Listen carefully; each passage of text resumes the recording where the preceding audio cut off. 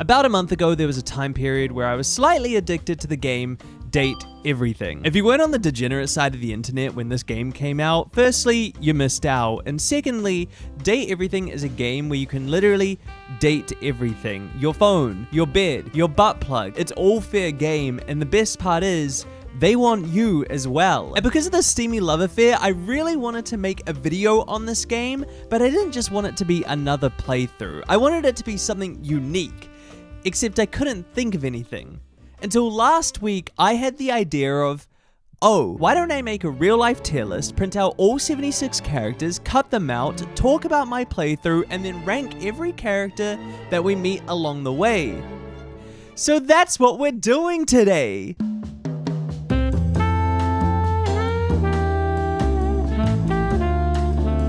Alright, before we get into a video, a couple of ground rules. Firstly, this is a no judgment zone. And if you've played this game before, you'll know that some of these characters can get a little bit hot and heavy at times. So if I start frothing at the mouth, no judgment. Secondly, I can only actually rank the characters I met, and I think I met about 76 out of the 100 that are available. So if I don't talk about your favorite character, I don't know, close your eyes and pretend. Thirdly, let's run through the tier list. We've got a basic tier list set up today, going from S for Sonic all the way down to F for, well, you're gonna see what F stands for later in the video. Our first day in Date Everything starts off with us logging into our new job as a customer service rep at a company called Valvidia. We meet our boss called David Mose, and he introduces us to the rest of the Valvidian family because, you know, this business really is like a family. We meet our manager Tom and our bestie Sam, and then the customers start coming in, and I didn't really know what to do, so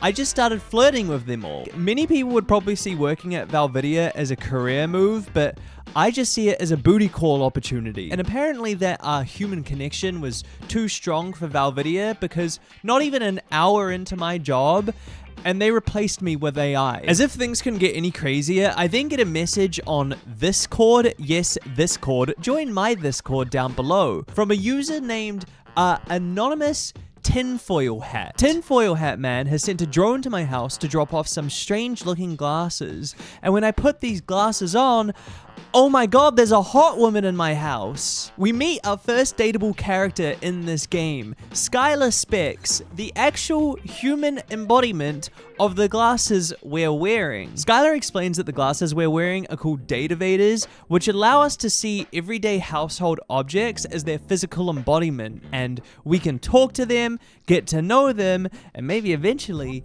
fall in love with them. Skylar is very cute off the bat. I think she's a great character to first meet and kind of give an introduction to the game. Kind of quirky, but I'm just gonna say, going off the color scheme, I don't really know if I'm her type, you know what I mean? She's also in tutorial mode, so we can't really get to know her that well yet, but Skylar, as our first character, I think I'm gonna place you B tier.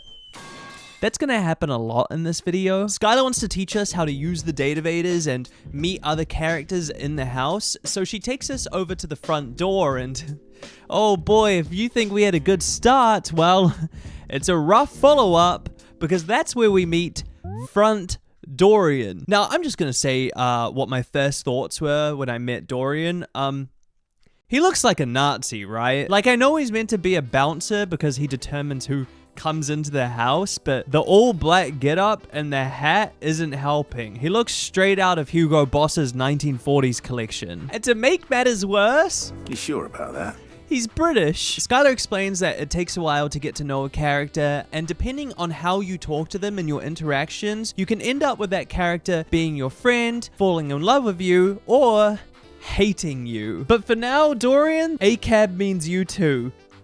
D tier. So Skylar sends us off to meet more objects, and that's when I realize, oh my god, this is an object. And that's where we meet Phoenicia, and now there's a good chance Phoenicia might be the AI that took my job. Phoenicia is a bundle of warmth. She's fun, she's extroverted, she loves a goss, she's a streamer.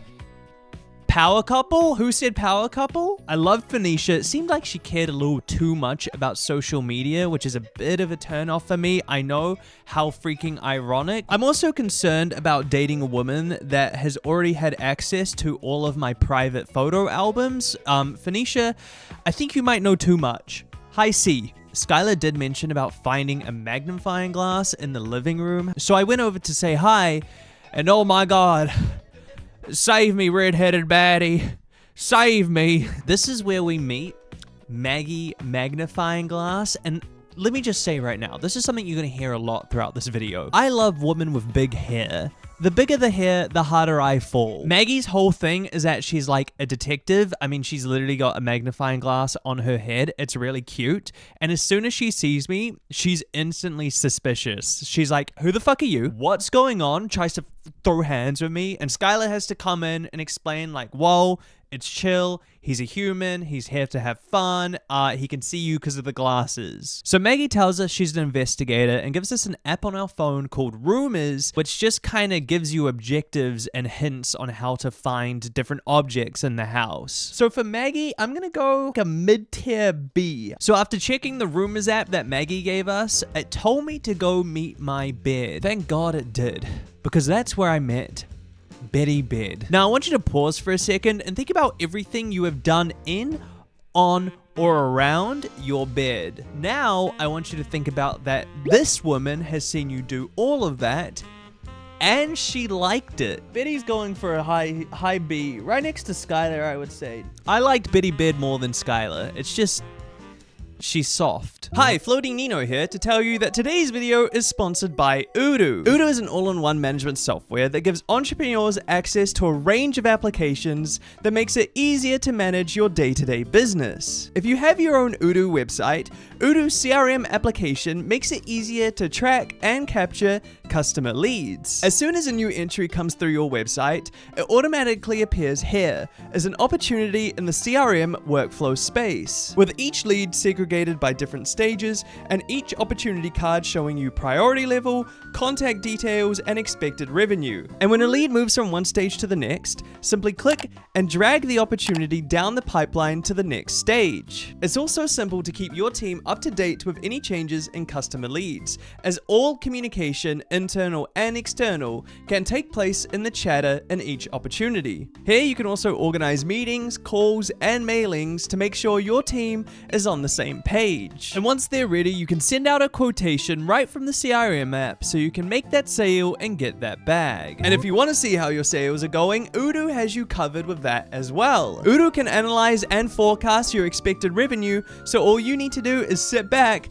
and watch the sales roll in. The best part is the first Odoo application is completely free for life for everyone. So really, there's nothing holding you back. So if you want to get started, please check out Odoo in the link in the description below, and thank you to Odoo for sponsoring today's video. So this was our real first chance to explore the house, and the first area I went to was the water boiler, because in my mind, that's the hottest object in the house, right? Winfred was like a southern belle, which was very cool, but she was also very flirtatious and teasing, and I wasn't on my A game, and I fumbled this like crazy. I picked like all the wrong options here. Her character design was awesome as well. Like, I really liked the fire boy and water girl style vibe that was going on here. So Winfred, lower end of B, I think, right behind Maggie. Most of the designs in the game are good, so I don't know how much that will play into the ratings. And I say most designs because next we talk to the toilet. Jeanlu Pissure?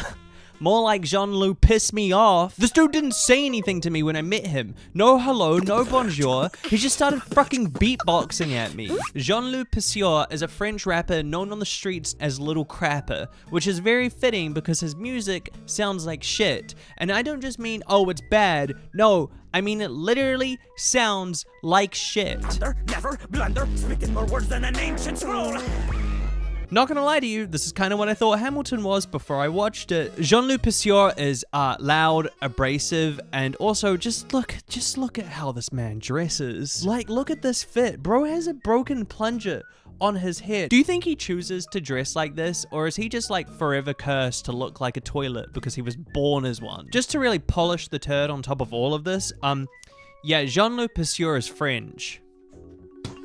F tier. You know what? Actually, I did plan for this. New rating for F tier, and that F stands for French. Jeanlu Pursuer, you are the first one in our French category. After that crappy performance, I made my way down to the kitchen, where I noticed a little kitty cat clock hanging up on my wall. And I thought, hang on.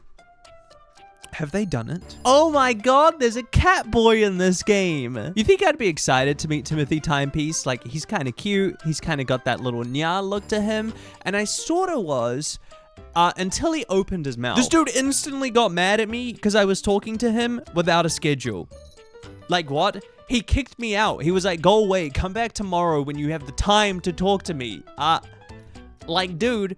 What a dickhead. Timothy Timepiece, I loved you in Dune, but you're not important enough to have your own appointments.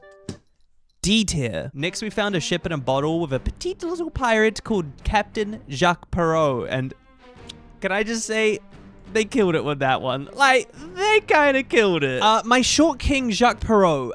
There was a lot of tension here. To begin with, he held a sword up to my face and was like, move a step closer and I'll slit your throat. And, you know, if that was Betty, I'd be like, okay, let's go, stab me. But Jacques, I don't know, I wasn't feeling it. He talked a lot of smack to me, but then got really flustered when I said I would rub his bottle. I liked the bird thing that was on your shoulder, but I'm just not really into the whole pirate look, so maybe a low C that might move to a high D later. But just going purely off of appearance, I actually think Maggie is the cutest one so far, so I might move her up and replace Skylar. That seems more right. Day 3, I wanted to do a little bit more reading, so I decided to, hit the books. And I thought, well, I guess more kind of hoped that the books would be like this cute librarian kind of style, but instead we got lyric literature. Lyric, obviously being the physical embodiment of books, is very well read. On our first interaction, he recommended some books to me, most notably Pounded in the Butt by the Abstract Concept of Self-Improvement While My Gym Equipment Watches, which made me think I should really go talk to my treadmill. So Lyric, you're gonna go low C, right next to Jacques Perrault. By this time it was noon, so I went to go and have my scheduled date with Timothy Timepiece.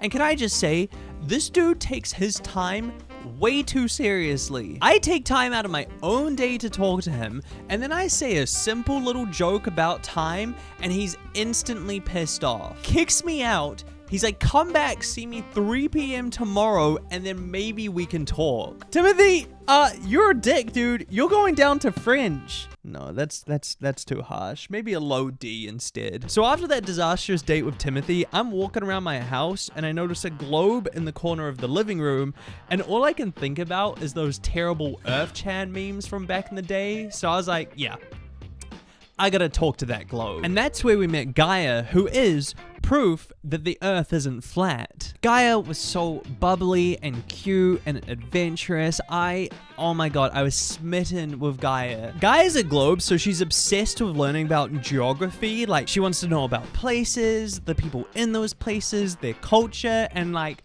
girl, me too. I am obsessed with flags. Literally, think of a flag right now and I'll be able to name the country. Uzbekistan. I mean, he's just too good. Guy asks where I'm from, and I say Coolsville, and like, isn't that where the Mystery Gang are from? Isn't that where Scooby-Doo is set? Guy's story is actually really heartbreaking. Because she's a globe, she can't move. So she wants to meet all these people around the world, but she doesn't have the opportunity. So she asks us to meet people and then report back to her about those people and where they're from. And Guyia, that is absolutely adorable. I'm going A tier. Next up, my chat recommended we go to the Breaker Box, which turned out to be a sleazy speakeasy. And we were welcomed by a man purely designed for the female gaze, Volt. Volt's kind of got that like smoldering, old-timey, confident charm to him. Like at one point, he took my hand and kissed the back of it and then put his arm around my waist and led me into the Breaker Box. Volt, not my type, if you haven't figured it out. Too confident. I like a weak man. Lowest of the low C. He looks too much like the guy from The Witcher. It's funny because like all of these on here so far, no one's really been my type, but we might change that because next up we met Eddie Watts. And if Vault was made for the girlies who like their man confident, charming, and strong, Eddie was made for the girlies that like the opposite. This dude was a total jackass to me. He called me cute and then kind of insulted me and ignored me for the rest of the time. I hate to say it, but he's going high C because of it. Like, I know what I am. Don't judge me. While we were at the break box, there was actually a bunch of characters who appeared on screen. First up was this trash man. And no, I don't mean a man who doesn't text you for 4 days. I mean, he's literally made of trash. We didn't really talk to him, but I would like to see where this goes.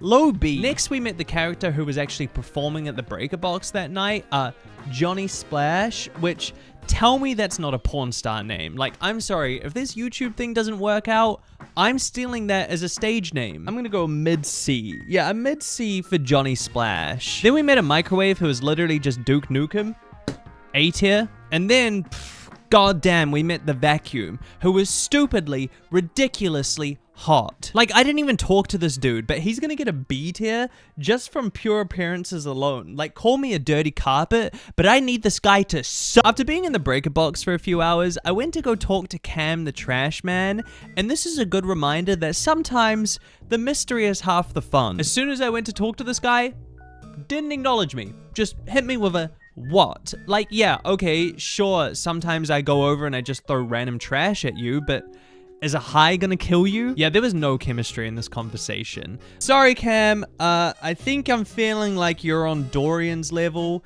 So down to D you go. Also, you just know this guy stinks as well. And not that good stank like Betty probably has. On day 4, I wanted to start nice and early with a good cup of morning brown. So I went over to talk to my coffee machine, Kopi. And oh no, Kopi is an Australian. Again, Kopi was really cute and her design was awesome. Like, the latte art dress is such a good idea. It's just I found her a little boring. Like, we really just talked about coffee and that was really it. Also, as a New Zealander, I have to say, because she's Australian, I know she's not gonna make a good flat white. Middle of the C for Kopi. There was a really cute animation that played after you talk to Kopi where you literally have a cup of joe and you drink it down, but I couldn't have that coffee without a cookie. And that is where I met pretty boy Mitchell Lynn. Oh my god, Mitchell Lynn, Michelin. I literally just got that. Mitchell Lynn, most edible man so far, and I do mean that salaciously. My biggest issue with Mitchell is that he felt like a bit of a food snob. I mean, he is a food reviewer, so that's in their job, but I was not cultured enough for this man. But he did invite me to go around a bunch of different restaurants with him, which is really cute. Like, that's really sweet. I really appreciate that. So Michelin, I think you're gonna go an A. So far, all the men in this game are either prissy poets or depressed and hate me, or they're Jeanlu. Not a great selection. The first restaurant Mitchell invited me to was called the Yummy Yeti. And oh my god, Vander from Arcane. You're alive. Finally, a real man has entered the scene. Freddy Yeti was made for a very specific type of audience. And for that audience, I'll see you at the Zootopia 2 premiere. This dude literally just wants you to have a good time. He is a big, soft teddy bear who just wants to give you good food, good memories, and good vibes. A tier.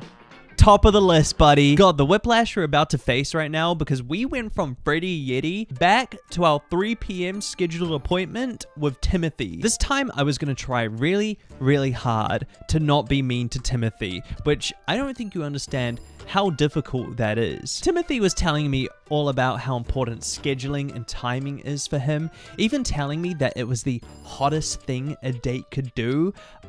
Like he would love his date to be scheduled down to the minute. At some point, we even started role-playing a date, which if you just start role-playing a date, isn't that just a date? And maybe I got a little too carried away during this date, but I did ask him, you know, does he schedule his bedroom appointments this much? And bro, as soon as I asked that question, he was flustered. He was out. He didn't know what to do. He got a little mad at me, I'm not gonna lie, but it was kind of cute. So Timothy, After that interaction, which I think is our best one yet, buddy, you're going up to probably the bottom of C, to be honest with you. Not that much of a jump. At this point in the story, David Most was like, oh, the glasses are missing. We have to go find them. Whoever has them, return them. And it's just like, you know, who cares? Who cares? I don't care about a plot in this game. I'm here for sexy household objects. And sadly, we won't get that because next, I talk to lyric literature. And gotta be honest with you guys, we scheduled a writing date together. And I love writing. That's why I do these videos, is because I love the writing process. I always have. But helping someone write their novel isn't a fun date. Yeah, I ghosted Lyric after this. Down to the disaster D for Lyric. After that awful date with Lyric, I wanted to maybe listen to a little bit of a jazzy tune. So I went over to my vinyl record and...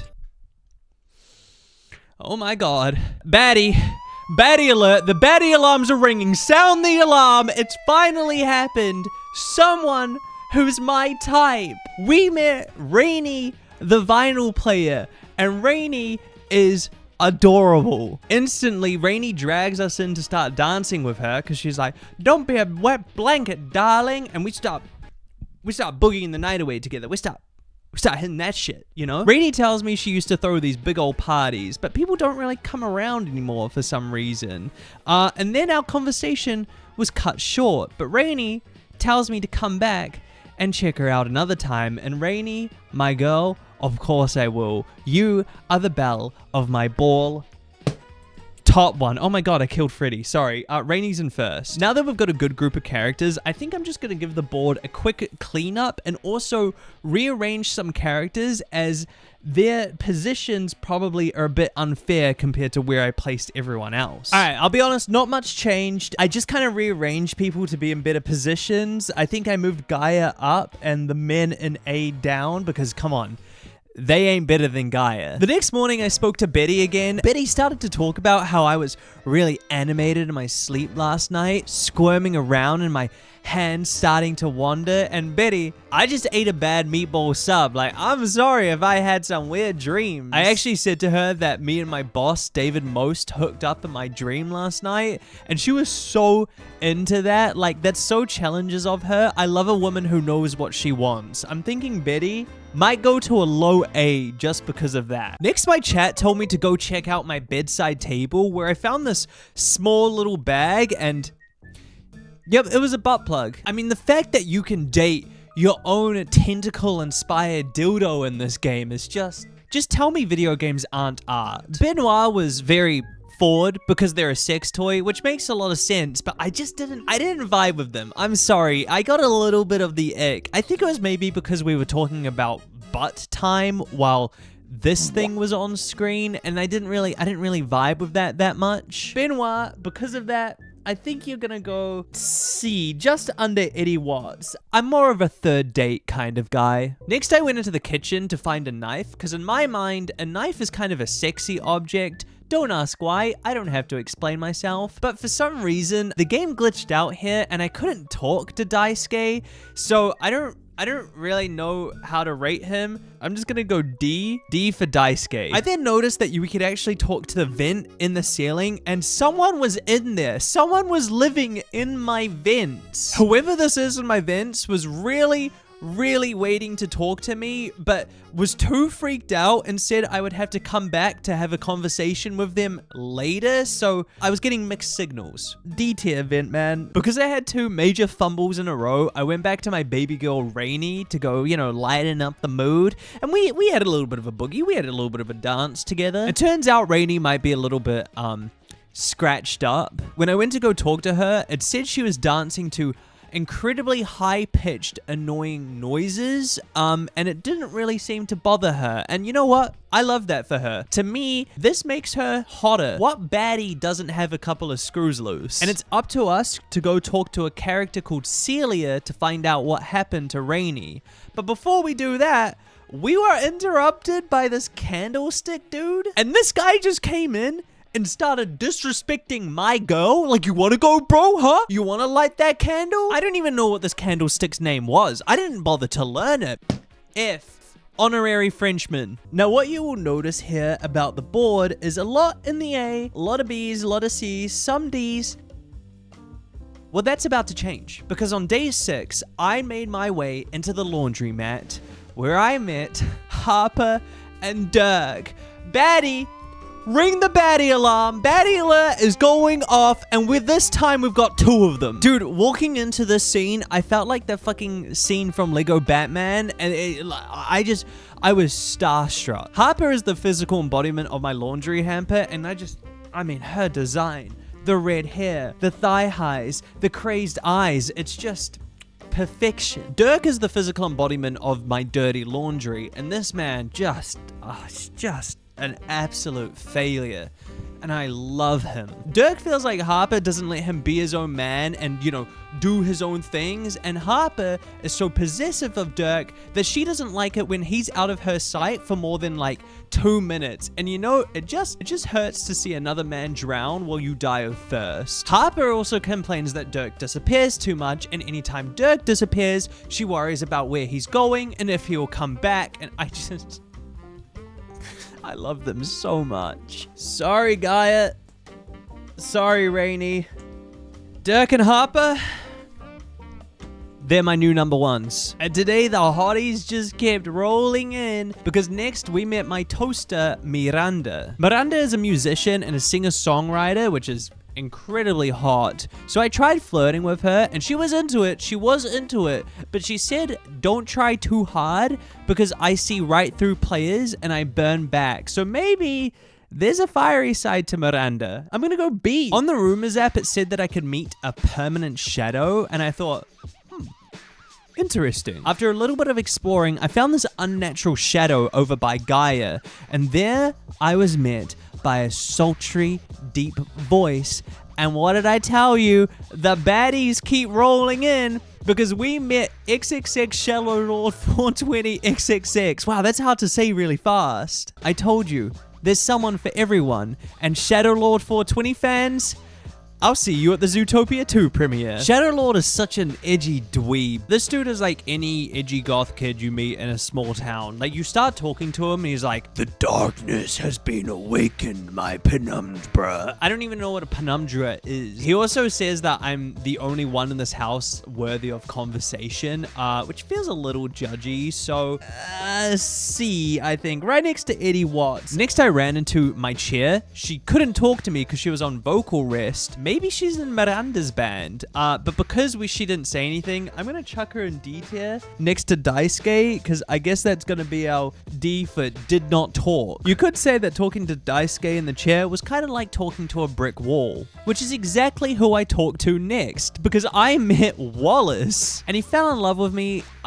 instantly. I'm sorry, Wallace, you're just the 3 big bad B's for me. Too bald, too big, too dumb. D tier rating. After spending my time talking to a literal wall, I was really looking for some actual interactions. So my friend Dust Bunny told me about a character who was a literal dust bunny. Dolly, I think, is the character that I regret not talking to more, because she is so cute. She's pulling on her ears. That's adorable. Not only does she have this Playboy bunny look, she also has a southern accent, and she has this little bunny thing called Lint Eastwood. I didn't get to talk to Dolly much because, she's working 9 till 5, but the conversations I did have, I really enjoyed. I'm gonna put you up here next to Winfred, right in B. While we're in the lounge, I decided to talk to my curtains, and there we met Rod and Kurt. I actually really liked Rod and Kurt, one of them more than the other. These two were all about talking smack on each other, talking smack on people walking past the window,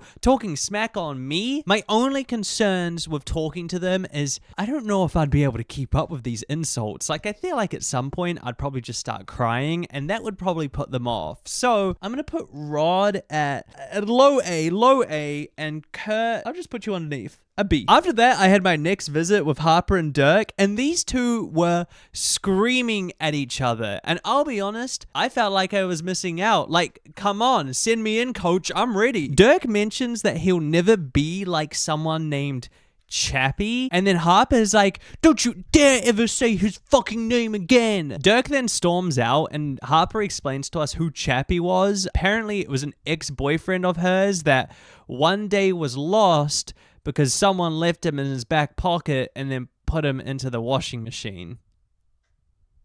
My bad, Harper. So because I accidentally killed Harper's ex-boyfriend, she has a lot of abandonment issues and is really scared that Dirk will leave her for good, and I'll tell you what, Harper's looking closer and closer to that S tier. But I don't think there's going to be any movement for Harper or Dirk yet, but we will have our first S tier as we're putting Chappie up there because he's Chappie. Speaking of tragic backstories, I wanted to investigate more of Rainey's, so I went to go talk to Celia the ceiling. But before I got there, I was met by Florence the floor. Florence is like Celia's receptionist, I guess, and she said I could meet Celia soon, but in the meantime, she made me a cup of tea, which she dropped all over herself. I think Florence is quite clumsy and also maybe a tiny bit of a pushover, like she lets people walk all over her because she's the floor. But I think Florence is pretty cute, to be honest. She's just a little low on confidence. That happens to the best of us. I'm gonna go B. Florence then lets us speak to Celia, and they even have something for us who enjoy the finer things in life. Celia is the leader of the HOA, that's the Home Objects Association, if you weren't in the know, so get in the know. And Celia just exudes leadership. She's got that tough love appeal to her where she seems very caring, but then also she'll put you in her place if she needs to, and I mean, she can if she wants to. I asked her about Rainey's trauma and what happened to her, and Celia said that back in the day, there was a party where Rainey was pushed over and she was never able to spin the records the same again. While we're talking to Celia, we're interrupted by this character who looks like she could be a bartender, and she has my interest. I will definitely be talking to her later. I'm gonna chuck her in C. We will be talking to her. We also met this really soft boy looking character called Mateo who talked about animals, so I think they're really caring for creatures and stuff. Low C for Mateo. The next morning, I decided to pop in to see my besties, my baby girls, Dirk and Harper,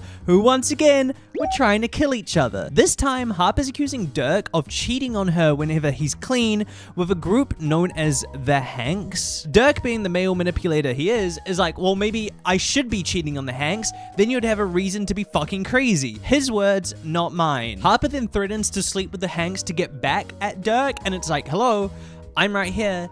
I could be a hang. Harper storms out, and this is actually the first time I get to hang with Dirk alone. When Harper isn't there to outshine Dirk, his design is incredible.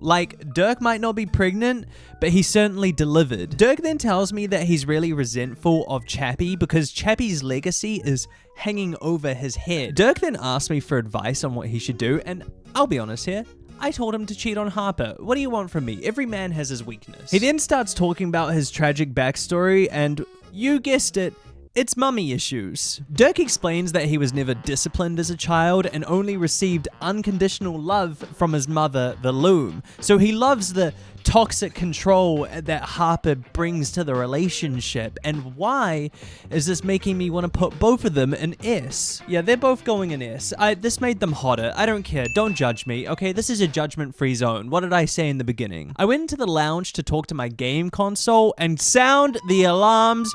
We have another baddie. The short dyed hair, the leather pencil dress, the thigh highs, the slightly husky voice. I just know she's gonna end up somewhere around here. Luna, our game console, actually has one of the sickest storylines in the game. When you first meet her, she introduces herself as the fighter of oppressors against this tyrannical alien race. You then have to roleplay out this grand adventure where you fight alongside her, and it really shows who Luna is. She's brave, she's a leader, she's determined. At the end of the game, you beat the big bad boss named Celine, who also happens to be Luna, which, does that make her hotter? But after we beat the big bad boss, she hit me with the, wow, we'd make good friends, and that one hurt. So because of that, I'm gonna chuck Luna in B, but I see a lot of room for improvement. Next, we visited the centerpiece in my living room, the piano, and yeah, Sound the alarms. It's the physical embodiment of Aphrodite has just been sitting in my living room this entire time.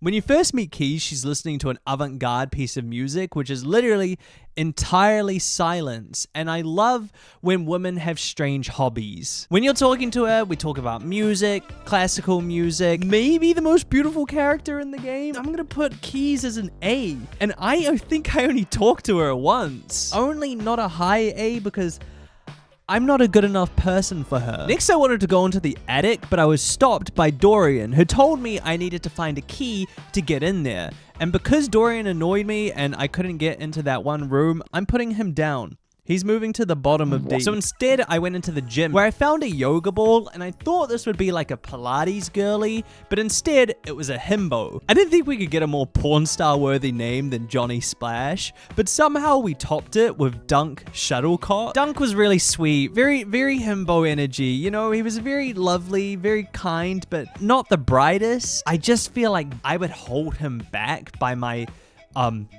unathletic abilities. So because of that, Dunk, putting you next to Benoir in a mid-tier C. Dunk, you're a mid-tier C. The next morning, I wanted to cozy up to a nice warm fire, so I'm at my fireplace, and I want you to just take a guess. Out of all the voice actors in the world, who do you think they got to play the fireplace?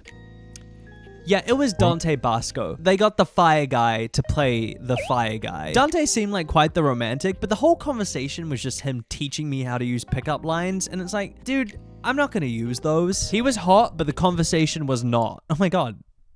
Eminem? Yeah, he's going in D tier. Next, we go see Harper and Dirk, who are, of course, still fighting, hopefully about me. Harper still thinks Dirk is cheating on her, and Dirk's like, oh, you're still a controlling bitch. And it's like, okay, guys, leave it for the bedroom. So then they both turn to me, and they're like, well, Nino, who do you think is in the wrong?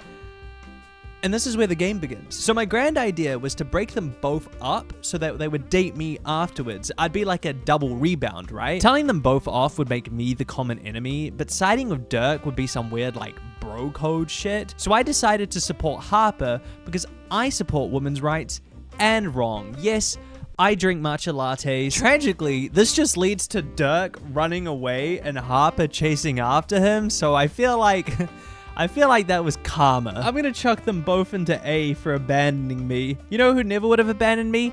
Chappie. While I was in the laundry, I decided to check out some of my whitewear. So I talked to my dryer. Drysdale, it's a great name, but not a great...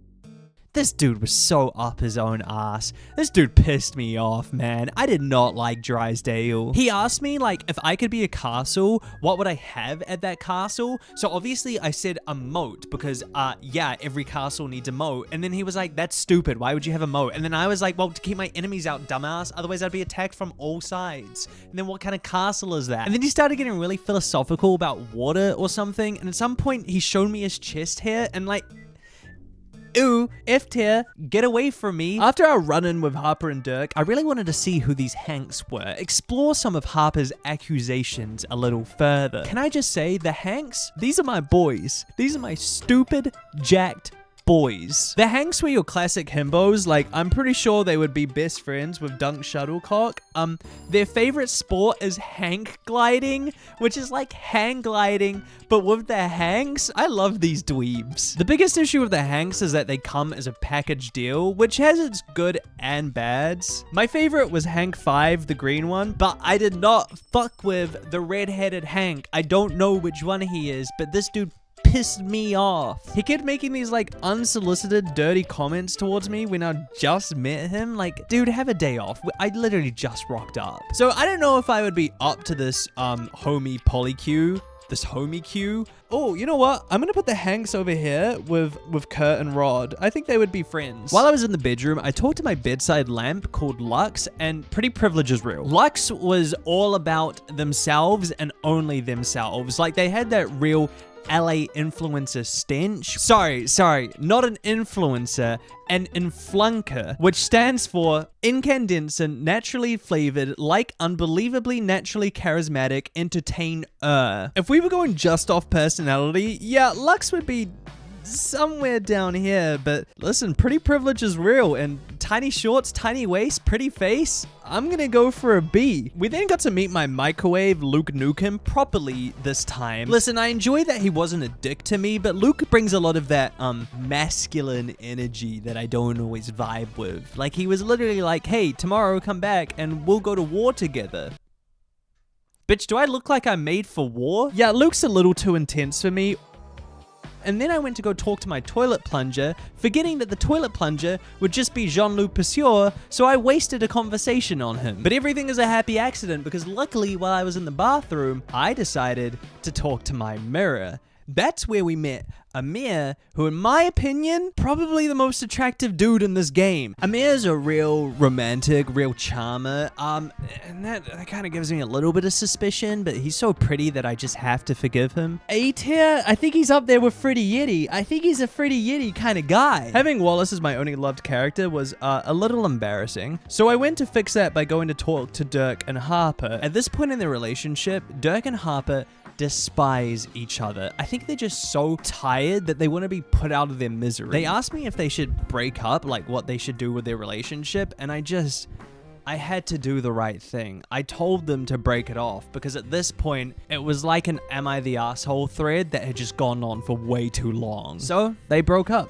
It was probably the right thing to do, but sometimes the right thing to do is stupid and wrong, because I found out that there was an ending where they could stay together and you could join them as a throuple. I could have had my cake and eaten it too. After they break up, Harper admits to me that actually she had her eyes on me as well. It was something about how she enjoyed screaming at me, but I kept coming back, and it's like, Harper, baby, that's what I do. I had done it. I had secured my toxic, emotionally abusive girlfriend who was going right into S tier. Of course, after that, I had to go check up on Dirk, and oh no. What did they do to my boy failure? So Clarence is the other side of Dirk. He's confident, he's clean, he's self-loving, and it's just like, where's the fun? It turns out Clarence and the Hanks weren't actually hooking up, they were just best buddies, but Clarence does now have a side piece. A Batman body pillow. They asked me if they want to join in and become their third, and yeah, I said yes. And you know why I said yes? Because to me, this shows that somewhere down deep in Clarence is my dirty Dirk waiting to break through. Dirk, my love, you go up to an S tier. And Clarence, you're down in the D. Yeah, wasn't feeling it with Clarence. Next, I wanted to talk to Water, and that's where we met River, and bros, they made the water sexy. If water looked like this, the soda industry would collapse, okay? We would have no more pollution in the oceans. River was pretty fun, but kind of insecure. She was really good at flirting, like, she was like, I've seen you naked. Your body is 60% me. But it's like, well, it's 70% River. Her insecurities really showed up when she asked me what form of water I like. And my general rule of thumb is anything but sparkling. But after asking the question, she got uncomfortable and left. I'll be honest with you. I feel like I really let this one slip through my fingers, and because of that, River, you're gonna go next to Lux in the pretty category. After that, I met Diana the Diary. Diana would have been so popular back on the peak of Tumblr. This was another character where I wish I explored her story much more than I did. The Mad Hatter look really interests me, and it really fit her personality. She was very erratic. I had no idea what she was talking about half the time. Skylar came in to give a content warning to say that Diana had a lot of mental health issues. I actually really like Diana's gimmick here, like your diary having manic personality disorders because the words written on her, she thinks are her memory, but they're not. That's horror story shit. But before we could explore that, Diana just bolted. She just left me. Shoot, man, I'm gonna go Diana up here with Miranda. Next, we talk to the TV Telly, who in my opinion might have possibly the most unique look in this game. I think Telly might have one of the best designs. My issue with Telly is that they were always speaking in references. Like, I get it, they're TV, but it just got a little grating at points. So I'm gonna go maybe next to Volt? No. Whoa. Telly was not as bad as Volt. In fact, Volt, what are you doing up there? Get down. Telly, you're gonna go with Mateo, because I also gave Mateo a C. in the kitchen, I did see this cupboard door up on the wall, so I went to talk to him, and I was met with tiny Dorian. And you know what? It's just nice to have some 5'7" representation. This was my favorite of the Dorians. In fact, probably the only Dorian I actually liked. So I think tiny Dorian is gonna go C tier next to Telly. Things were seeming a little too calm since I bagged Harper, and I was looking for a little bit of instability in my life. So I went back to talk to Luna. It turns out Luna has a bit of memory storage issues. She has no clue who I am. It's like a 51st date situation where we have to re-meet each other every time.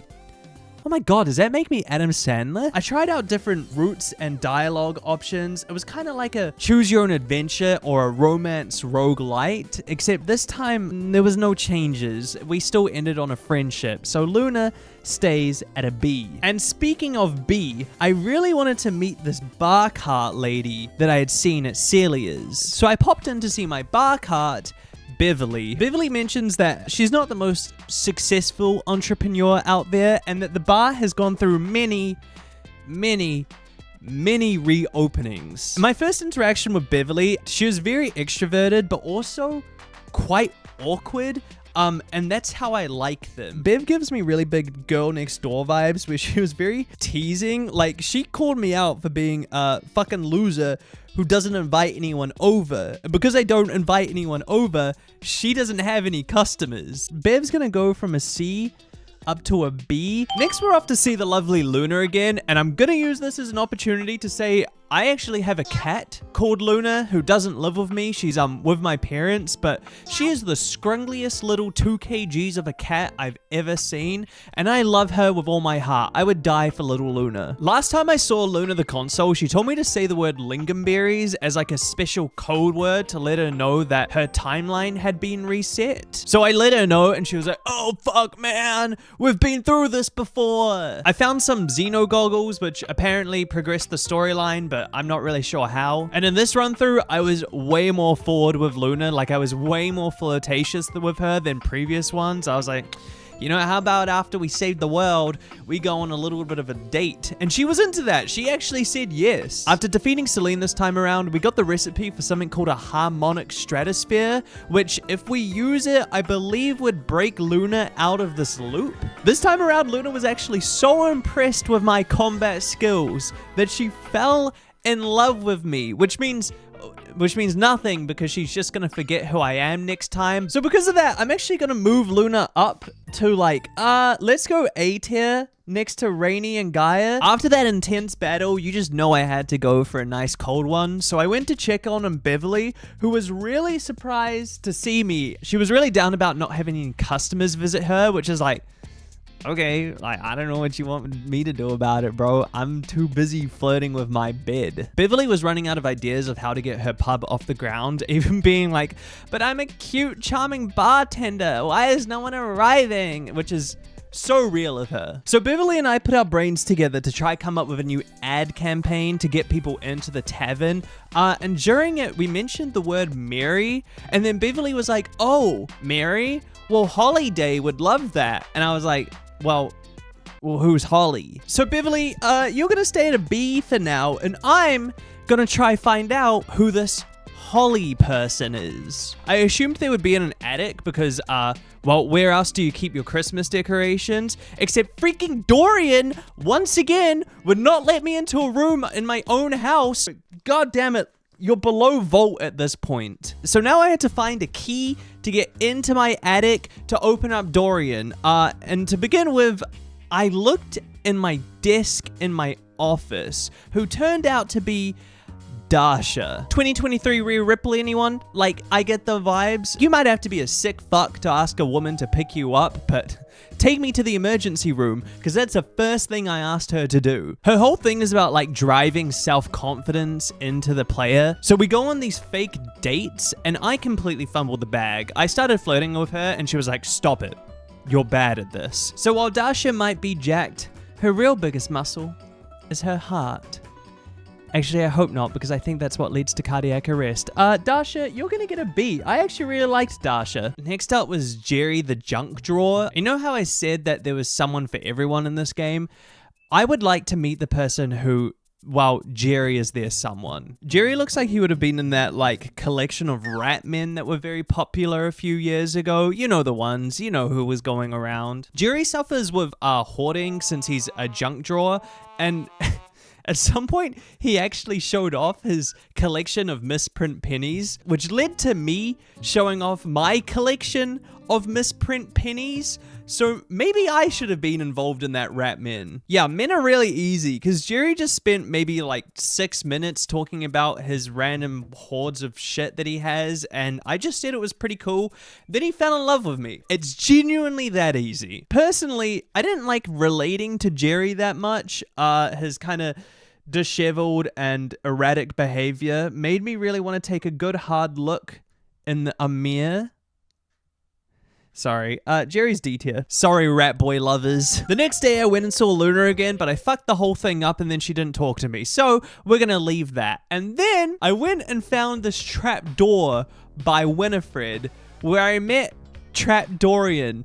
And oh God, no. Sir, put the snail trail away. Yeah, you're gonna go bottom of D. Down in the basement is where I found the key for the attic, and the key's name was Keith. And I have to say, in terms of a humanized ancient key, I think they got the design pretty spot on. Keith was so regal and elegant and very charming, but almost too charming. The way he was talking to me just kind of made me think he wanted something? I'm not sure. I don't know. It just kind of gave me that vibe, you know? I don't trust charming men. He also said that him and Dorian go way back and they were made for each other. So, old man Yowie, I'm gonna go Keith down here, bottom of C. While I was down here, I found this little time capsule and oh my God, free him! How long has he been in there? Bodhi's the physical embodiment of the 80s come to life, you know, big hair, big muscles, tiny shorts, am I right? You know,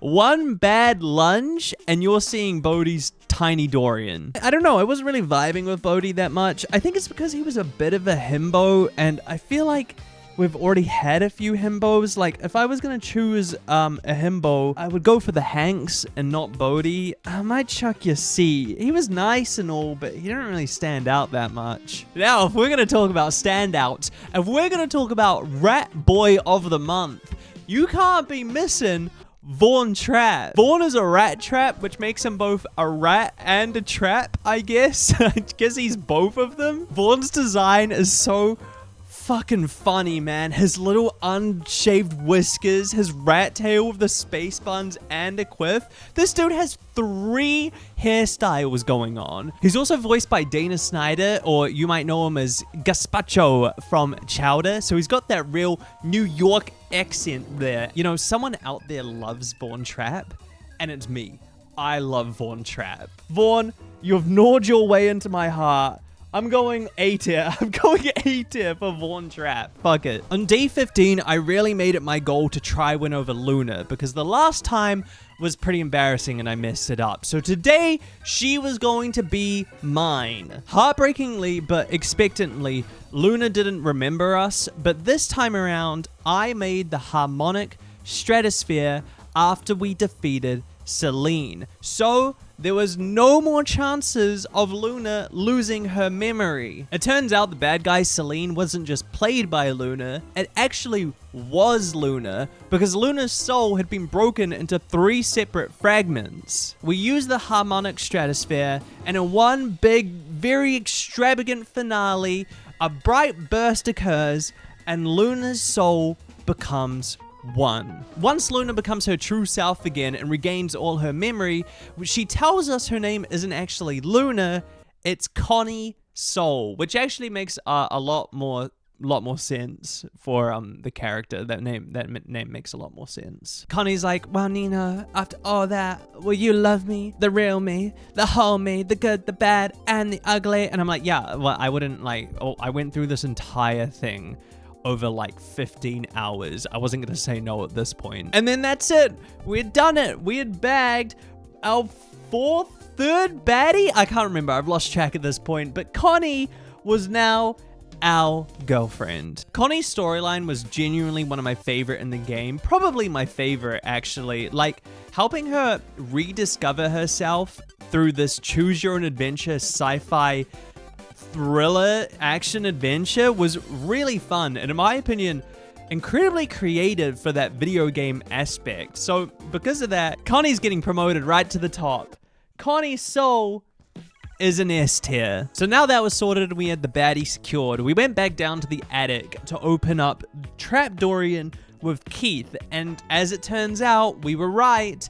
There was a history between these two, but they decided that they were better off as friends rather than lovers. So with that, we were then into the attic. Being in the attic, I made my way straight over to the holiday decorations, where we met cutie patootie Holly Day. Her name is Holly Day. It's the best, it's the easiest name in the game. It was right there for them. Holly was really cute, very quirky, very artsy, had a skeleton on her shoulder, which, call me crazy, kind of hot. Holly didn't actually talk to me much this time. She told me to come back tomorrow. So while her appearance was cute, I didn't have the chance to really talk to her. I'll go B. I think the baddies are going in B. Our next stop in the attic was to my vault. And oh dear God, the safe was Sophia. And forget everything I've said earlier in this video. Forget Harper, forget Dirk, forget Luna, okay? They're gone. I have never looked at another woman before in my life. Sophia is a dominatrix. And I don't just mean like, oh, they're playing it up like she's a dominatrix. No, she is a named and stated dominatrix. I start talking to her. The first thing she does is she's like, who is this little wretch that's come and spoken to me? And like, we cannot let these glasses get into the outside world because no one would leave their rooms. At one point, the narrator says a line that's like, she looks at you like you're the dirt under her feet. And yeah, I wish I was. This entire interaction was easily one of the most embarrassing moments I've ever had on a live stream, twitch.tv/NinoKeto, check it out in the description, and I wouldn't trade it for the world. She makes it a point to say that I have to say only the words, yes, mistress, to her, otherwise I will be punished. I genuinely worry for all the yes, mistress sound bites I have put out into the world. So after being, put into my place, Sophia tells me that to open up her chasis, I need to come back and fulfill my deepest, darkest, dirtiest fantasies with her. So we'll be back tomorrow. For Sophia, you know what? This is a judgment-free zone, right? Next, we went and talked to this dead plant that was on the ground, and that's where we met Prissy Plastique. She is so cute. The sunflower in her hair, her smile, the hummingbirds, and, you know, I do love a curvaceous vase. And I haven't really talked about these designs because I haven't personally got to that point in my own playthrough, but at some point each character gets this like second look to them, and Prissy's realized design is just like, when she puts her hair down, oh my god, did they make this character for me? Prissy's a very charming character, very sweet, slightly ditzy, kind of wooey, but not in like an anti-vax way, more like in a hot way. It turns out Prissy isn't a dead plant, she's a plastic plant, and her whole dream and aspirations in life is to become real, because if she's not real,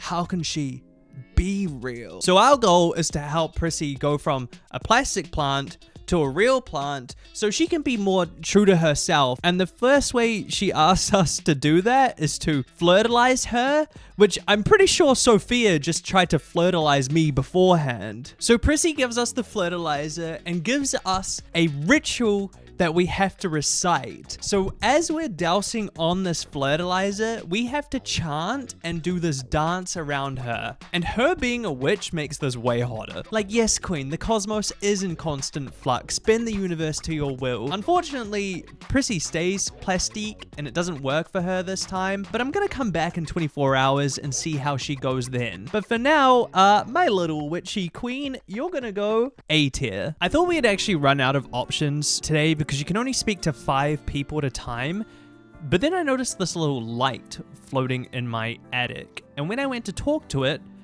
someone answered. That's where I met Zoe Bennett, but Zoe isn't an object. She's a ghost. Zoe, just like Prissy, is very charming, very optimistic, very bubbly, very talkative, and very, very bored. This girl has been trapped in my attic for 40 years, and she's just been watching me wander in and out, and I've been ignoring her the entire time. I don't know what changed so that I could see Zoe now, but because this was the first time I saw her, she was so excited. She was like a little Labrador seeing her owner come home, dude. She was all like, oh my god, I'm so happy to see you. How can you see me? I didn't even get a word in. And because of that, before I even got to talk to her, she began to fade away. Apparently, she doesn't control when she can actually appear or not, so we just really have to time it. But I did promise her as she was going back to the void that I would be back to see her. So Zoe, for now, because I don't really know you that well, I'm gonna go for a C. Sorry, Eddie Watts, we ran out of space. We're gonna have to cover him up. At this point, I get a message on Discord from the tinfoil hat guy who tells me that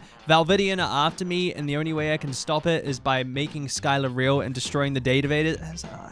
I don't care, man. I'm just here to see some sexy houseplants. Next, I went to go speak to this pile of board games because in my mind, I feel like board games are pretty like 50-50 on whether they would be sexy. I think a game of Clue would be kind of hot, but Catan is not a sexy game. The board game's name was Parker, and my chat loved Parker. I did not like Parker. Instantly, like as soon as I started talking to him, this dude started talking about how much he loves rules and following rules, and then stated that to be in a relationship with him, I need to follow rules. Bro, we literally just met. He also says to be in a relationship with him, I need to verse him and do well in 3 different board games, like he's a troll under a bridge or something. And I'll be honest, Luna was worth this kind of hassle. Parker? Not so much. I thought Parker was kind of loud and brash, and I guess he had an adventurous spirit, which was cool, but he just had this killer look in his eye that stayed with me for days. Anytime I went to go to sleep, all I saw was him looking at me. Yeah, I didn't really see the appeal. I think he was carried because people liked his voice actor, but you know, probably not no Dana Snyder. Yeah, he's going D. The baddie addict kept up its momentum because next we met a literal living piece of art. Art's like the curator of the house, and his entire objective and goal is to turn the house into, I guess, a museum with pieces that he has selected himself because he has refined taste. Listen, he got the abs, he's got body T for art. But this dude speaks like a white boy who's been watching too much philosophical TikToks. And honestly, I didn't pay that much attention to the conversation because I was too distracted by the spinning cat I placed in front of his little Dorian because I was worried it was going to peek out on stream. Yeah, good looking guy, Greek god pretty much, but too many big philosophical words that didn't really go anywhere. So because of that, you know what? Reminds me a little bit of a Shadow Lord. So he's going to go next to Shadow Lord. After that, we were back to Prissy. And dead ass, this is genuinely the kind of girl I would go for in real life. She's so cute and bubbly and optimistic. I'm a real plant. After the failure with fertilization, baby girl had been researching positive self-talk and manifestation,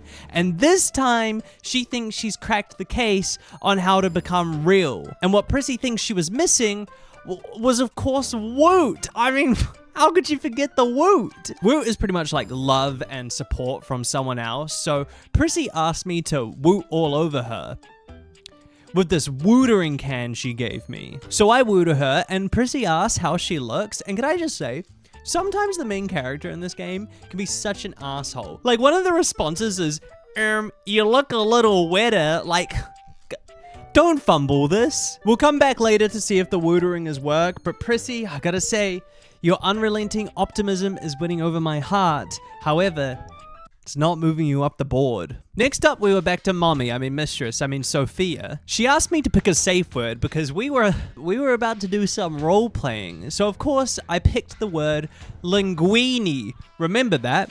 You'll probably need that word very soon. She asked me to pick a sexy scene that we would roleplay together, and I don't know why, but I genuinely thought she would find the IRS auditor roleplay hot. Like, I thought it would be like just bland enough where it was sexy. She then called me vanilla because of it, dude. She said there's no flavor, there's no spice. So next time we come back, I'll have to be her, and I quote, pliable, subservient plaything to help quench her thirst. So we'll be doing that next. Oh, in between our attic escapades, I actually found bobby pin in the laundry.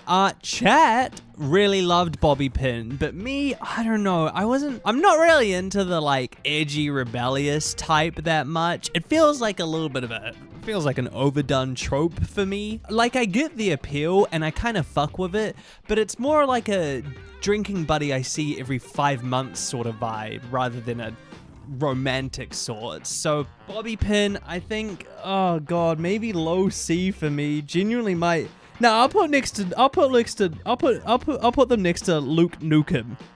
Don't come for me. Between our visits, Prissy's had a moment of reflection and she's like, okay, I might have got a little crazy there with the wooding can. Might have got a bit extreme. But for all these extremities and for as far as Prissy thinks she went, she's still not real. And even though my baby girl is still just plastic made in a factory, she tells me that she's been feeling more real than ever before because I believe in her. And isn't that the cutest thing ever? Prissy lets me know that she thinks the real reason she can't turn real isn't because of any of this wooding can failure. No, it's because she thinks she has bugs.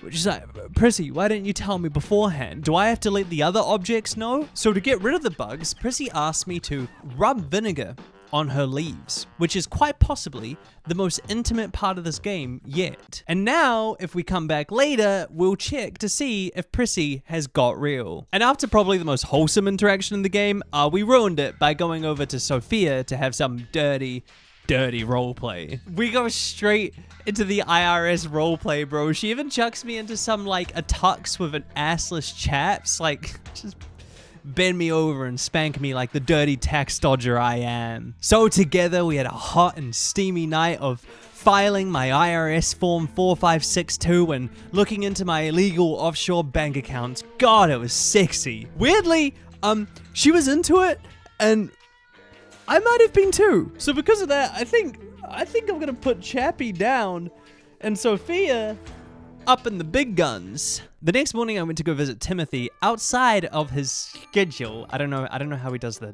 SH sound. Timothy was pissed at me for talking to him outside of his scheduled appointment. Then he started convulsing and shaking and transforming, and then suddenly it wasn't Timothy in front of me anymore.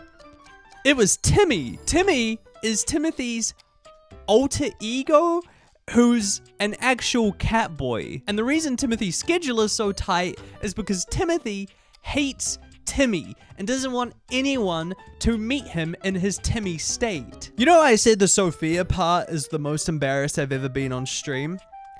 This is a close second. Timmy is sleepy, docile, and very subservient. Weirdly subservient. He kept calling me master, and I really did not want him to call me master. He nyawed a lot. He called me master. I should have hooked this guy up with Sophia. I didn't get the chance to speak to Timmy for that long because he was so sweepy that he had to leave. But Timmy...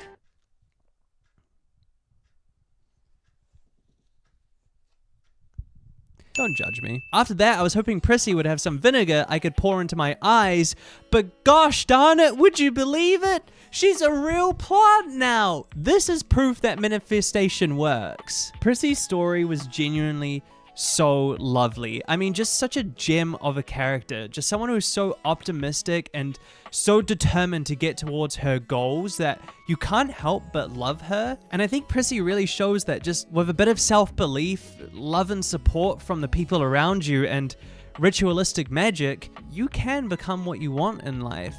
And because of that, Prissy, you're going S tier. And best believe I'm trying to make it a three-peat with these Delulu girls because next we were back to Rainey. So when I talked to Celia, she gave me this note that explained how Rainey got the way she is. The story goes that it was a 1920s themed birthday party, but by God, there was nothing roaring about this one, as in the midst of flappers and gangsters partying away, someone knocked Rainey over and she hit the ground hard. And as much as they tried and tried to fix her, the music was just never the same again. Rainey, hearing this story, was heartbroken, and the memories started to flood back to her.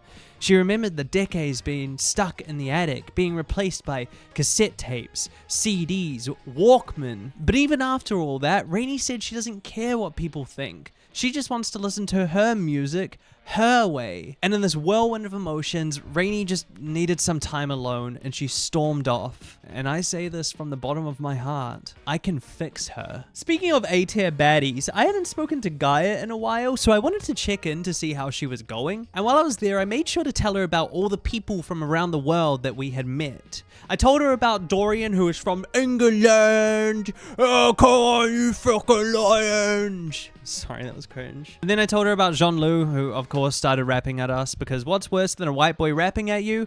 Well, it's a white boy rapping at you in French. Keys was from Nigeria, so she told us facts about the Chapel Wadi. Amir was from Iran, so he told us about the Persian weddings, which was cool. There was actually quite a lot of these, which was freaking awesome. I love learning about things like this. Have I mentioned I like flags? And I guess we had met enough people because Guyia was like, oh, you know all these places around the world, but the only place I want to travel next to is next to you. And then fell in love with us. And I'm gonna be honest with you, I wasn't that happy about it. I really liked Guyia's design and her personality, but I don't really think I got to know her that well. Like, I got to know other people and then report back to her about it. And so then she fell in love with me for it. So because of that, Guyia, I'm just going to chuck you down one, next to Dasha. Next, we're back to Sophia. And if the IRS didn't tickle your fancy, don't worry, because I know this one will. Because we had a sexy Santa and Elf roleplay. This time around, she made me wear hardly anything. This tiny little present bow elf outfit with a ball gag in it. This roleplay was your classic Christmas movie. All the elves are sick, and it's up to the black sheep elf to be dominated by Santa and save Christmas. Even if Santa thinks I'm beyond disgusted and should be deeply ashamed of myself. You know what, Santa? I might be. Because she wanted me to try and lick this dirty old candy cane until it was gone. Which is really hard to do with a ball gag in my mouth. But I tried, and wow, did she love it. Next, I went to go see Zoe again because she had materialized this time, and wow, I'm so sorry you had to see all that, Zoe. Like, imagine coming back from the void as a ghost, and the first thing you see is, a dude dressed up as an elf with a ball gag in his mouth. Zoe's storyline is so sad. Like, she talks about how when she was alive, all she can remember is that she was very sad all the time. But now she's a ghost, she thinks she's happy, but that's only because when you're a ghost, it's very hard to feel emotions. And there's this one emotion that Zoe can't quite put her finger on that she's feeling. So we talk for a while, and Zoe realizes that she doesn't have any friends. Like, she asked me, what's it like to have friends? And because I'd been meeting all these new objects and becoming friends of them, I told her about the Datavaders. And then Zoe asked if she could have them. Now, I want you to think about this for a second. Zoe is literally stuck in this attic for eternity. No one to talk to, no one to hear from, no one to just have any interaction with. I could simply walk outside, go down to my local park, and talk to another human being. So I should really hand her over the Datavader glasses. However, I still have one more role-playing session with Sophia coming up. It's a big ask to hand these over. I'm very brave, and I did it anyways. But at the most heartbreaking twist, Zoe literally couldn't grab the glasses because she's a ghost. And through this conversation, Zoe realizes the emotion she's been feeling is loneliness. And she's happy she can be lonely. It's just very overwhelming for her. So she starts to cry. And then as she's crying, she begins to fade away. And she's happy and sad. But then as she's fading, she asks me, are there any other emotions she can feel apart from loneliness? Girl, there is heartbreak, because this is so sad. Just because of that insane scene, Zoe, you're going from a C up to a B. In fact, top of B. That was so sad. After that, I really needed some, well, light-hearted entertainment. So I went and talked to Timmy, who told me he's quite upset that Timothy doesn't like him, and I just said the most basic advice of like, well man, you shouldn't care what other people think. So Timmy wants me to talk to Timothy, to tell him to not hate himself, but also Timmy. It's like some real Severance shit, I don't know. And now that Prissy is a proper plant, you can actually find her around the house. Like all these plants have sprouted out around the place, and when you see her, she's so excited to see you, and she gives you a big kiss, and she's just so cute. I love Prissy, dude. I felt like my lineup was getting pretty repetitive at this point, so I tried to find some new objects to speak to, and that's where I talked to the stairs, Stella. Stella, I think, is the oldest character in this game, and she started peddling an MLM scam to me, which I guess is like, what do you expect when you date an older woman, you know? So I think she's gonna go maybe down here with the Hanks, I think. Yeah, I feel like that's fitting. God, next we had our third and final roleplay session with Sophia, and I'll be honest with you, after the last two, I was nervous for this one. Things were about to get hot and heavy in the kitchen because this next roleplay was line cook and head chef. This time around, instead of yes mistress, she wanted me to scream yes chef, which made it sound like the horniest episode of Hell's Kitchen I've ever seen. So this line cook was tasked with kneading her bread hard and deep. Her words, not mine. So after breaking multiple health and safety violations and scaring away all the customers, or winning over the customers, depending on what they like, I had done it. I had won over Sophia with my role playings. I had won the key to her heart and her chasis, meaning we can now access our vault. So for my final rating for Sophia, I feel like she awakened something in me when she called me her little prep cook. Yeah, I mean, she was hot. Like, what more do you want? And the roleplay, while extreme and embarrassing, it was really funny. So I'm gonna go S tier, but like a chappy S tier, you know what I mean? Next we continue talking to Zoe, and this is where we actually got a lot of her backstory. It turns out Zoe wasn't one of the past owners of this place. She knew an older owner, someone who was an ex-lover by the name of, hang on, I forgot, Ruddy. All she can remember was that Ruddy was really into the witchy occult stuff, and they used to spend nights up in the attic chanting away doing rituals, which is like, girl, did he sacrifice you? There were definitely major hints dropped here that Ruddy could have killed Zoe. And as Zoe was disappearing, she told us to go find a necklace that she owned when she was alive in the 80s. And baby, there's only one object that could have that sort of love for the 80s. Of course, I had to go check if our time capsule Bodhi had the necklace. And it turns out he did. But he told me to be careful of it because it was like cursed or something, man. And then when I told him it was a ghost, he ran away like it was a Scooby-Doo episode. The next part of the day, I was off to open Sophia's chases. And no, not like that.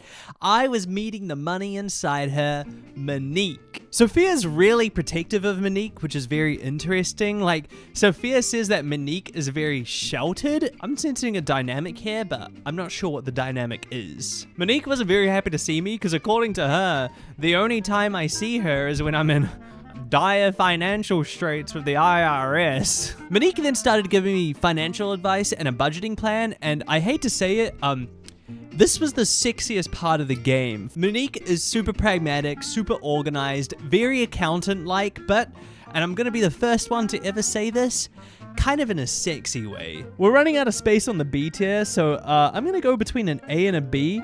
For Monique, what can I say? I'm addicted to the bag. Next, I talked to my window named Wendelin, and I don't know if I can speak because like Gen Z is right on the verge of that generational change where we become cringe. Like we are this close to becoming what millennials were, but Wendelin, the ombre hair, the pixie cut, the galaxy leggings, the bird tattoos, girl. 2013 Tumblr is calling her back. I didn't write this next joke, but I got told to say it. So, girl looks like a polyvore post on a Wattpad fanfic. I don't know what that means. Yeah, I'm making a lot of jokes about Wendelin's very millennial look and aesthetic, but I'm gonna be honest with you. I fuck with Wendelin. Wendelin's confident, but like a quiet confident. She's not like abrasive and brash like Jeanlu pissed me off, you know? She just knows what she wants and she's gonna get what she wants, and that makes her cool and also kind of sexy. In fact, Wendelin is so confident in herself that she tells me she's had her fun around the block and now she just wants to sit back and watch. Wendelin challenges me to get on out there, take control of my life, be a free spirit, kiss someone. And I'm Wendelin, did you not just see me with Sophia? She also wants me to come back and report to her about any of my kiss and tell adventures out there. And is Wendelin a cuck? And because of that, Wendelin, you know, I actually think you're pretty high up. I would put Wendelin up there with like Skylar and Dasha. Like, I thought she was pretty cool. Next up, we were back to Timothy for our 9 p.m. appointment where Timothy whipped it out and showed me his clock. I said clock. So Timothy and I had our first date where we sat down into the night and he taught me how to polish his pocket watch. That's not a euphemism. That genuinely happened. You know, I really wanted to be impressed by Timothy, but he's not doing well so far. Like, I'm starting to wonder why I've got Dante down there and Timothy up here. That night, I dropped the necklace off to Zoe, who told me that she had cried again in between the times that I had seen her because she had looked out of the attic window and seen the sunset and thought it was so beautiful and purple. That is... Zoe, you were so cute. She remembered that growing up, she wanted to be a pilot because back in the day, there weren't that many women pilots and she wanted to be a pioneer. But with the good memories also came the bad memories. She had met Ruddy while training to be a pilot. Ruddy was 37 and she was 19. Zoe saw him as this cool older guy who was really into witchy stuff, who was kind of taking her under his wing, pilot pun, so she really romanticized him, but I don't know how good of a pilot Zoe would have been when she's missing all these red flags. Ruddy invited Zoe to his own seances that he would hold because he believed that Zoe had this special energy that would help him connect with spirits in the other world. And at this point, the game was like, oh, by the way, you don't have enough empathy to tell her that Ruddy is a predator. I think that's like baseline empathy. So I asked Zoe to remember how she died, but all these emotions were overwhelming her. She was frustrated and angry and upset, and now when she was disappearing, she said she wanted to disappear as long as it got rid of these horrible emotions. And I still have to talk to Timothy after this. At this point with Timothy, I was like, fuck it, Hail Mary it, let's just see what happens. What happens if I flirt with him? Let's see what happens, let's run this shit. And he got mad at me and rejected me. And then I was upset, and then I misspoke, and I was mean to him, and then he started crying, and then everyone, it was just a complete disaster. It was only after this video did I realize that I could have combined Timmy and Timothy into one character, and if I had played through this storyline properly, I would have seen Timmy in this adorable outfit, and I fucked that up. God, what a disaster we were together. And because of that, yeah, bottom of D for Timothy. Yeah, right to the bottom of the pile. He's just lucky he wasn't French. Timothy did give us one good thing though. Because he rejected us, it meant we got to meet Reggie Rejection. Reggie was very sexy and also gave off massive Satan vibes, which is awesome. Like, that is so gnarly. I'm gonna go Reggie and A. Because we're coming to the end of the playthrough, I wanted to see if this game got like meta in any way, so I tried to talk to some of the applications. First I accidentally talked to Skylar, then I accidentally talked to Phoenicia, but on the third time I met Textbox Chan. This is another bubbly character, very positive. She's so cute. Her character design is incredible. Like, somehow they did a really good job of capturing the sci-fi look. She also uses those like really funny keyboard emoticons in everyday text. And if a girl uses those, usually she's really hot. So, text box Chan. C tier. No, wait, that's B. I forgot my alphabet. Last time I talked to Rainey, she wasn't talking to me, so I skipped over it. But this time, she was. Rainey wanted to host a shindig of her own, so we made our way over to Bev's Tipsy Tavern. And what did I tell you, Bev? I said I'd get a customer in. I thought it might be a little awkward considering, you know, me and Rainey are kind of a thing, but also me and Bev are kind of thing. But they seem to get on better together than I got on with them, so maybe I'm the third wheel? Bev even had a secret liqueur just for Rainey that she would bring out when Rainey visited, and how well do you have to know a bartender to have your own secret bottle of alcohol? Like, how often are you going to the bar, Rainey? This was definitely one of those late night drinking sessions because it got really deep and emotional very quickly. Rainey started crying because she felt like all her friends had abandoned her when she was locked in the attic, and you know, Rainey, I never abandoned you. Rainey was talking about how she knows that people judge her. She can hear their conversations, their comments. She sees the looks they give her just because she has a couple of screws loose. But Rainey, baby, if I didn't like a loose cannon, I wouldn't be in the firing squad. So we're sat there drinking, talking about how Rainey can, you know, tighten up her screws to get her better again, when in walks the big man, Tony Toolbox. So Tony comes in and he starts hitting on Rainey like instantly, calling her baby doll, and it's like, okay, man, back off. And then Rainey asks if Tony can bring a screwdriver later to tighten her screws. Wait, what the fuck? Did she really say that in front of me? Tony's pretty hot, but he also looks like he would be on Love Island. So, C tier for the working class Joe. I then went to check in on Freddy Yeti because I hadn't spoken to the big man for a while, and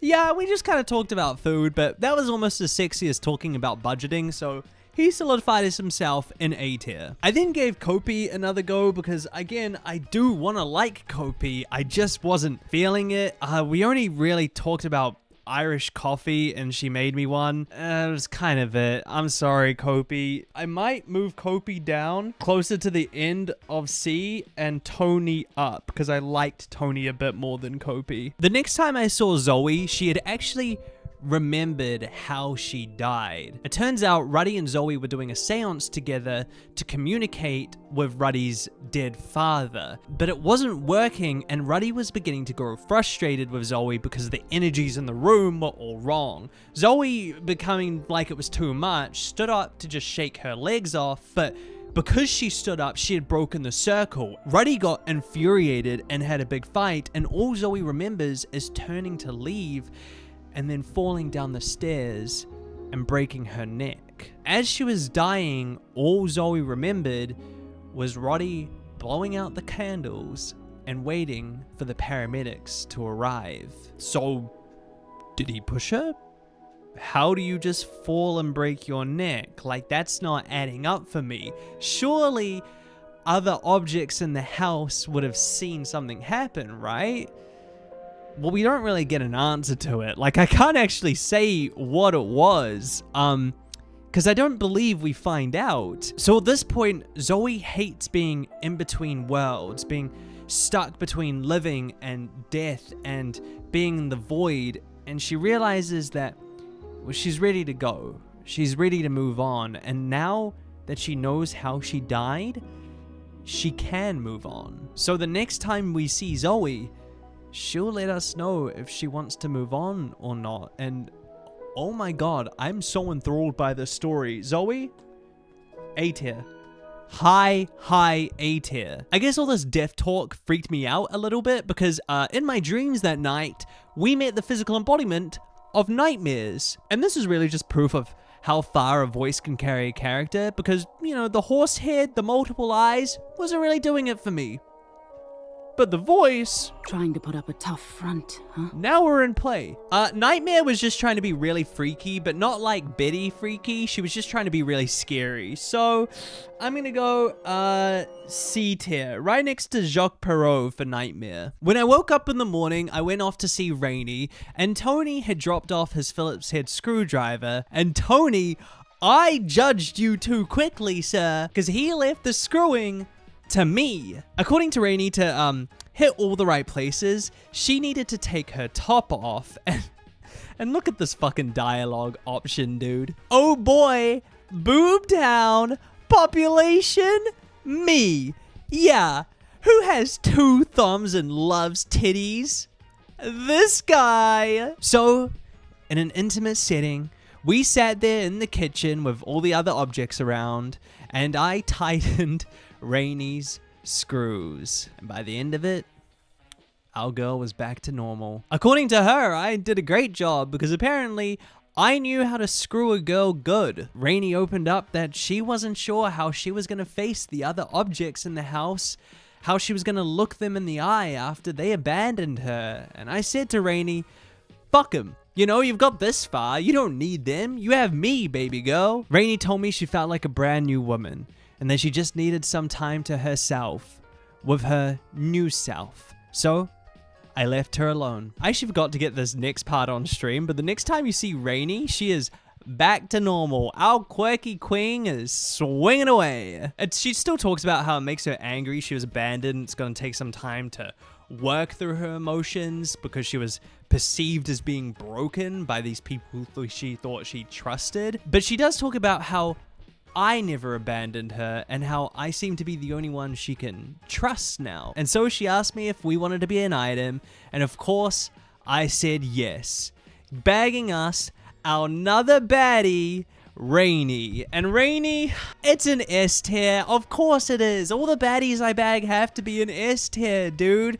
I think Rainey is proof that sometimes you just need a good screw. After that, I speed ran through talking to a few characters. I wanted to talk to Gwendolyn to tell her about my experiences with Rainey, but Gwendolyn was just looking at the neighbors through the window, so I guess she's a voyeur as well. I then talked to the couch Koa, who is the definition of chill. Like, dude, hanging with this guy on the couch with a J, a magical experience. You get a C. Of course, after that, I went to go talk to Zoe, who was still feeling a little down since our last interaction. She asked me if she should stick around in the house or move on to the great beyond, and selfishly, I actually asked her to stick around because, well, I want her around, and I want her to meet all the objects in the house. Sadly, though, she's still a ghost trapped in the attic. But Zoe has the idea that if we finish the seance that she had with Ruddy, maybe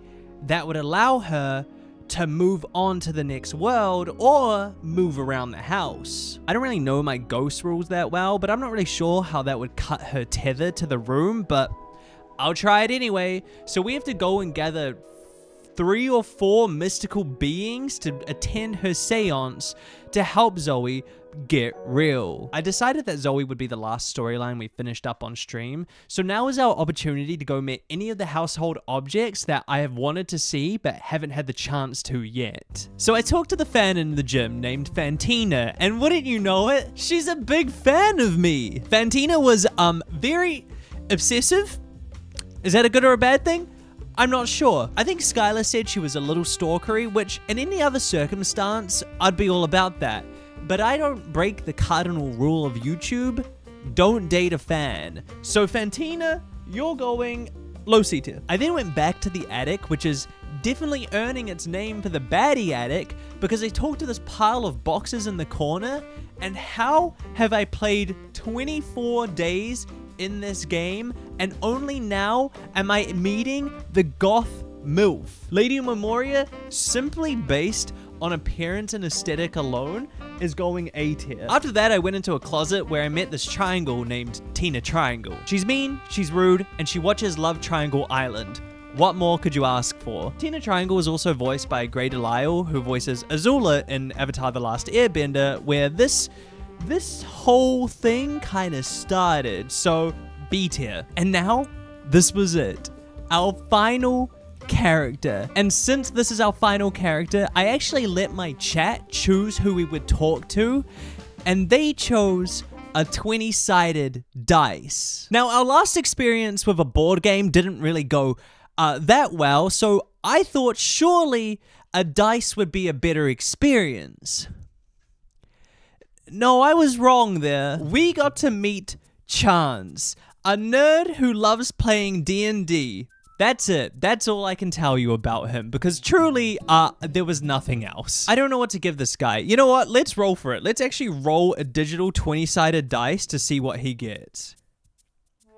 Yeah, that's fitting. F tier. So now all we had to do was hold Zoe's seance. And the characters we invited were Shadow Lord, Reggie, Nightmare, and Textbox Chan. Nightmare blunt rotation. And with the power of friendship and positivity, Zoe slowly started to appear in front of them. First, it was her arm, which gave everyone a big fright, except for Sophia, who said the words, "Come child, mommy will protect you," to Monique. So once again, not sure what the dynamic there is. And with one last push and a burst of light, Zoe came to life. I mean, not really to life. She's still a ghost, but now like everyone can see her and she doesn't have to stay in the attic. Zoe says her appreciation and gratitude to everyone, and she decides that she doesn't want to move on, and she stays in the house to find friends and possibly love. The next day I went to see Zoe, and she expressed her gratitude towards me for helping her in this situation, telling me that meeting me and getting real is the best thing to ever happen to her. Now she can physically touch me, she can walk around the house, she can make friends, she can experience emotions, and most importantly, she can experience love. And so Zoe, for our final rating, I'll be moving you up to S tier on the Mount Rushmore of the tier list. If I'm looking at it now, I'm noticing a lot in the middle, which is to be expected. If I could move anyone around, I think Beverly deserves to be A tier. But other than that, I'm pretty happy with that. That is my definitive tier list for everything I dated in Date Everything. The title was a bit of a tongue twister. That was quite a marathon, if I'll be honest with you. I mean, I'm so glad we got to do it, but 73 characters is a lot. If you had your favorites, or if you disagreed, or if there was something I missed, please let me know down in the comments. I love to hear who you guys lean towards. Who was your S tier? Who was your F tier? Maybe your board is completely flipped compared to mine. Maybe your French tier is an S tier. That was a marathon, dude. 76 characters is just, it's a lot, you know, but at least now, at least it's over. Hi, Nino. You can call me Terra. Terra Liz. Ah!